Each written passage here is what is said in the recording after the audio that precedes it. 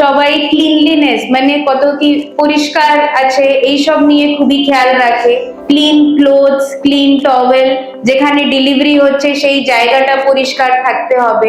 বাচ্চা জন্মেছে যখন, যবে আমরা কর্ডটা কাটি সেই ব্লেডটা পরিষ্কার হতে হবে, যেটা দিয়ে বাঁধা হয় সেই সুতো বা সেই ক্ল্যাম্পটা স্টেরাইল হতে হবে। এইসব হচ্ছে আমাদের গভর্নমেন্ট বা WHO গাইডলাইন। এইসব ছাড়া যবে বাচ্চা জন্মেছে অবভিয়াসলি আমরা চেষ্টা করি সঙ্গে সঙ্গে ব্রেস্ট ফিডিং ইনিশিয়েট করে দেওয়া। যত তাড়াতাড়ি ব্রেস্ট ফিডিং শুরু হবে অত তাড়াতাড়ি পেশেন্টের হেলথটাও ইমপ্রুভ হবে আর বাচ্চার জন্য ভালো। ওটা ছাড়া বাচ্চার ইমিউনাইজেশন খুবই ইম্পর্টেন্ট।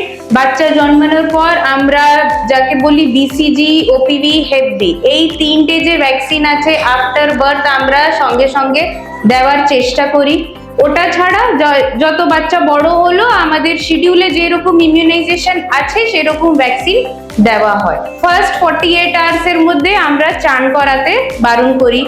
আর যেটা আমরা সবাই বাড়িতে আমাদের মায়েরা ঠাম্মিরা সবাই করে যে ওই মাসাজ করা, মালিশ করা।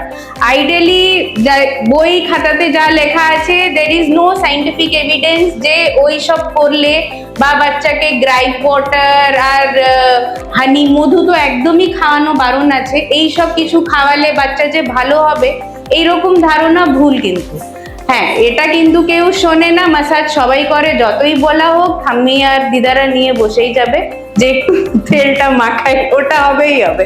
বাট সাইন্টিফিক এভিডেন্স আমাদের কাছে কিছু নেই।